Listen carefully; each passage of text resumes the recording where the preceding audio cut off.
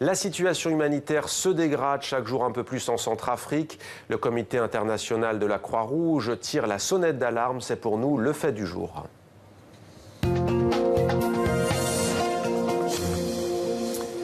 Et on retrouve en direct de Genève, au siège du CICR, le président de l'organisation humanitaire. Bonsoir Peter Maurer, merci d'être avec nous.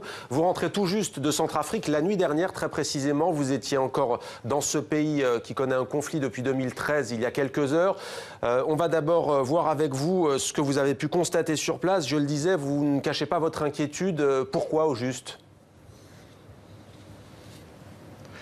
En effet, ce que j'ai retrouvé en Centrafrique, c'est une crise humanitaire poussée. Plus de 50% de la population a besoin d'assistance humanitaire. Plus de 20% de la population est déplacée à l'intérieur de ce pays à cause de la violence. Des régions qui étaient calmes jusqu'ici ont vu la recrudescence de violence ces dernières semaines.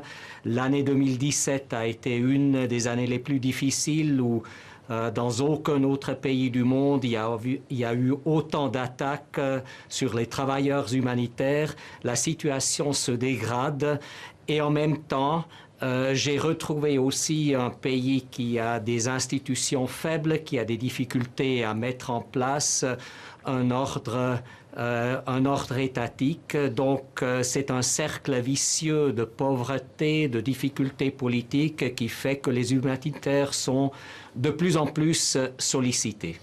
Est-ce que vous pouvez nous dire combien il y a de déplacés dans ce pays, la Centrafrique, et quelle est l'urgence, de quoi la population a besoin ?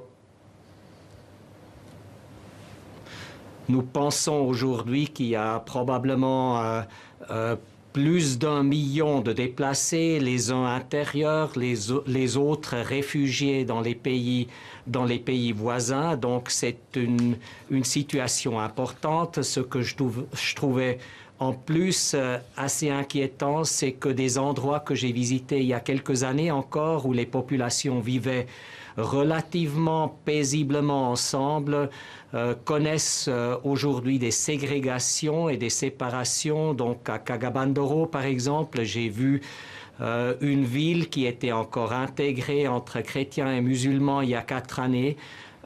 Maintenant, c'est une ville séparée par les forces de la MONUSCA.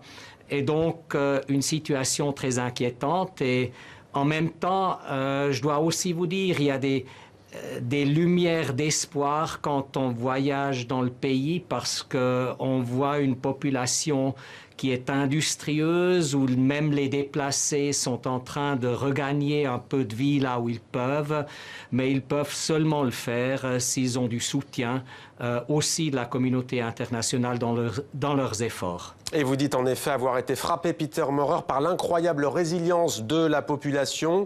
C'est ce qui vous a marqué au cours de ce séjour. Vous avez rencontré le chef de l'État, le président centrafricain Faustin Archange Touadéra. Que vous a-t-il dit au juste ?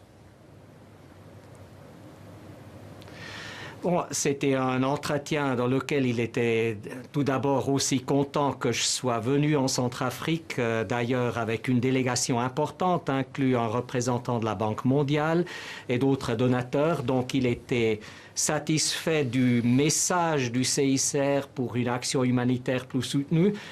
Bien sûr, on a discuté de la difficulté dans un pays qui voit autant de groupes armés de lancer un processus politique, de consolider le pouvoir politique en dehors de Bangui. On a fait quand même aussi un peu le point des acquis qu'il a déjà réussi à faire, une accalmie certaine en ville de Bangui, une amélioration de la situation.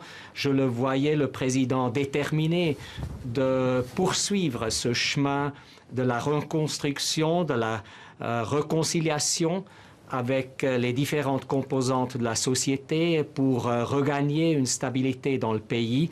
Mais il est clair, lui aussi est à la recherche d'appui politique, d'appui humanitaire de la communauté internationale. Merci beaucoup, Peter Maurer, d'avoir répondu à nos questions.